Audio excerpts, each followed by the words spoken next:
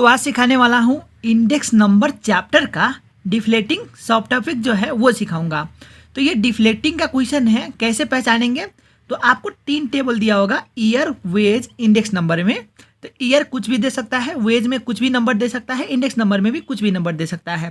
तो इस प्रकार का टेबल को हम लोग बोलते हैं डिफ्लेटिंग का टेबल है। तो इसमें क्या बोला जाएगा? Calculate the real veg index. तो इसमें बोला गया है रियल वेज इंडेक्स निकालने के लिए। तो इसका रियल वेज इंडेक्स कैसे निकालेंगे वो सिखाऊंगा। और एक बात बता दूं, हमारे चैनल पे एक ही वीडियो में सारा कंसेप्ट क्लियर सिखा जाता है। तो चैनल को सब्सक्राइब कर ले।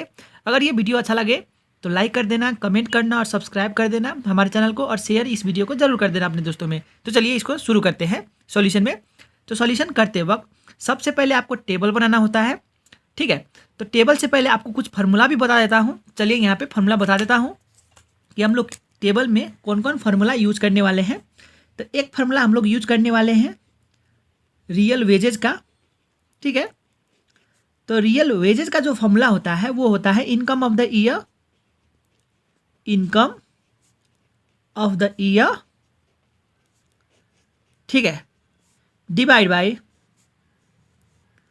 प्राइस इंडेक्स, और इंडेक्स नंबर भी लिख सकते हैं। मैं यहाँ पे प्राइस इंडेक्स लिख देता हूँ और इंडेक्स नंबर भी लिख सकता हूँ, मल्टीप्लाई 100 हमेशा होता है। एक ये फार्मूला यूज करने वाले हैं और एक फार्मूला यूज करने वाले हैं रियल वेज इंडेक्स का। तो यहाँ पे वो लिख देता हूँ, रियल वेज इंडेक्स। ये दो फार्मूला यूज करके हम लोग टेबल में फिलअप करने वाले हैं। तो इसका जो फार्मूला होता है ये होता है current year real veg, current year का रियल वेज, ठीक है, डिवाइड बाय बेस ईयर का रियल वेज, बेस ईयर का रियल वेज, ठीक है। और इसको हम लोग हमेशा मल्टीप्लाई करते हैं 100 से, ये भी याद रखना है, मल्टीप्लाई बाय 100। यहाँ पे 100 जो देख रहे हैं हमेशा मल्टीप्लाई 100 से होता है, ये फॉर्मूला होता है। तो हम लोग अब क्या करेंगे? टेबल बनाएंगे। इतना जानने के बाद हम लोग टेबल बनाएंगे, कब यूज करने वाले हैं ये सब बताने वाला हूँ। तो चलिए हम लोग सबसे पहले टेबल बना लेते हैं। तो सबसे पहले हम लोग इस प्रकार का एक टेबल बना लेंगे। यहाँ पे ईयर है, वेज है, index number, real veg index, ये टेबल बनाना होता है। यहाँ पे देख सकते हैं ईयर वेज इंडेक्स नंबर था, ईयर वेज इंडेक्स नंबर है, ठीक है। उसके बाद 2 टेबल ऐड करना होता है, एक रियल वेज का ऐड करना होता है, एक रियल वेज इंडेक्स का। तो इस प्रकार का टेबल आपको बना लेना है। अब यहाँ पे ईयर में जो है 2005, 2006, 2007, 2008, 2009, 10, 11, 12, 13, ये मैं ईयर में लिखने वाला हूँ, यहाँ पे लिखने वाला हूँ। चलिए आप लोग भी लिख लेना, ठीक है। तो ये जो ईयर है आपको डिफरेंट आएगा एग्जाम में, 2005, 2006, 2007, 2008, 2009, 2010, 2011, उसके बाद 2012, और जो लास्ट का है वो है 2013। तो मैं ईयर मैंने यहाँ पे लिख लिया, ये जो ईयर था सेम टू सेम, ये जो ईयर का था वो सेम टू सेम लिख लिया। अब वेज में जो है 500, 650, ये जो वेज में जो नंबर दिया हुआ है वो वेज में लिख लेता हूँ। यहाँ पे 500 है तो यहाँ पे 500 के बाद क्या था? 650, 700, वही लिख लेता हूँ यहाँ पे 650, 700। अब बाकी यहाँ पे जो है 1000, 1200, 1500, 2000, 2200, 2500, वही भी यहाँ पे लिखने वाला हूँ। तो चलिए मैं यहाँ पे लिख लेता हूँ। 700 के बाद क्या था? 1000, उसके बाद 1200, उसके बाद 1500, उसके बाद 2000, उसके बाद 2200 था, और जो लास्ट का नंबर था वो था 2500। इस तरह से फिलअप कर लेना।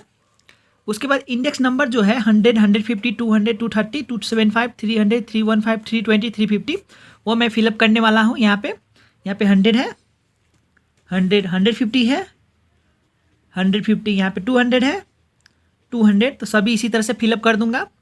उस 200 के बाद 230 था, 275 था, 300 था, 350 था, 320 था, और जो लास्ट का नंबर था वो था 350। तो ये हो चुका है हमारा टेबल कंप्लीट। अब रियल वेज निकालना है। तो ये रियल वेज का फॉर्मूला आपको पहले ही बताया था मैंने, यहाँ पे देख सकते हैं, income of the year divide by price index को इंडेक्स नंबर भी बोल सकते हैं, into 100। Income of the year बोले तो आप wage divide by index number into 100 भी कर सकते हैं इस फॉर्मूला को, wage divide by index number into 100। Wage कितना है हमारा 500, तो यहाँ पे लिख देता हूँ 500 divide by wage divide by index number कितना है 100 कर दूंगा। आपको याद रखना है मल्टीप्लाई 100 हमेशा करना है, ठीक है। तो इसको मैं कैंसिल कर दूंगा तो कितना आ जाएगा, इसको सॉल्व करेंगे तो 500 आ जाएगा। उसी तरह से क्या है formula income of the year, income of the year कितना है यहाँ पे 650 है, 650 divide by price index, divide by price index कितना है 150 है, मल्टीप्लाई आपको 100 जो है हमेशा करना है। चलिए इसको सॉल्व करके दिखाता हूँ। 650 डिवाइड बाय 150 इंटू 100, तो यहाँ से कितना आ जाएगा 433.33, तो यहाँ पे लिख दूंगा 433.33, ठीक है। आई होप आप लोगों को दिख रहा होगा ये। उसके बाद सेम यहाँ पे जो फॉर्मूला है income of the year divide by price index, income of the year कितना है 700 डिवाइड बाय इंडेक्स नंबर कितना है 200 मल्टीप्लाई 100, ठीक है। तो जब इसको सॉल्व करेंगे तो यहाँ से आपका आ जाएगा 350। आई होप आप लोगों को इस सॉल्व करने आता होगा, कैलकुलेटर यूज़ करने आता होगा। उसी तरह से वेज कितना है यहाँ पे 1000 डिवाइड बाय 230 मल्टीप्लाई 100। जब इसको करेंगे सॉल्व तो कितना आ जाएगा, चलिए करके दिखाता हूँ। 1000 डिवाइड बाय 230 इंटू 100 करना था, तो कितना आ जाएगा 434.78, तो यहाँ पे लिख दूंगा 434.78, ठीक है। अब उसी तरह से इसको डिवाइड कर लेंगे। 1200 डिवाइड बाय 275, आपको मल्टीप्लाई 100 से हमेशा करना है। तो यहाँ पे जो ये सॉल्व करेंगे तो यहाँ से आ जाएगा 436.36, ठीक है। यहाँ से इतना आ जाएगा। उसी तरह से इसको डिवाइड कर ले इंटू 100 कर दे। जब इसको डिवाइड करके इंटू 100 करेंगे तो हमारा आ जाएगा 500, ठीक है। फिर इसको डिवाइड करके इंटू 100 करेंगे तो वहाँ से आ जाएगा हम लोग का 634.92, ठीक है। फिर इसको इससे डिवाइड कर लेंगे इंटू 100 कर देंगे तो कितना आ जाएगा हमारा 687.50, ठीक है। फिर इसको इससे डिवाइड करके मल्टीप्लाई जब 100 करेंगे तो हमारा आ जाएगा 714.29, ठीक है। तो यहाँ पे आपको एक बात बता दूँ, हम लोग को सिर्फ ये लिखना होता है इस टेबल में, ठीक है।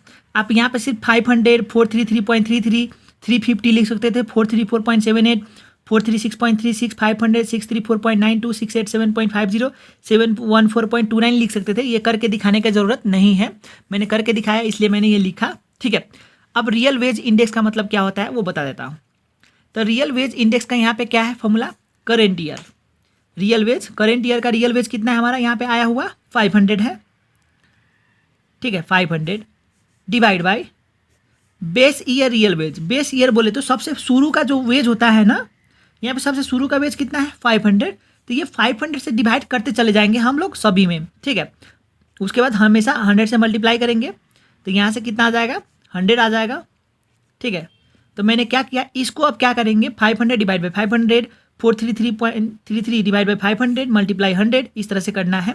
अब इसको इससे डिवाइड करके मल्टीप्लाई 100 करना है, 433.33 डिवाइड बाई 500। ये जो बेस ईयर है इसे डिवाइड करेंगे, शुरू में जो होगा उसे डिवाइड करना होता है, मल्टीप्लाई 100। तो इसको जब सॉल्व करेंगे तो यहाँ से आपको आ जाएगा 86.67, ये टेबल में नहीं हट रहा है, ठीक है। तो यहाँ पे आपको दिखा दूँ 86.67 आएगा, कैलकुलेटर भी करके एक दिखा देता हूँ। 433.33 डिवाइड 500 मल्टीप्लाई 100 करूँगा,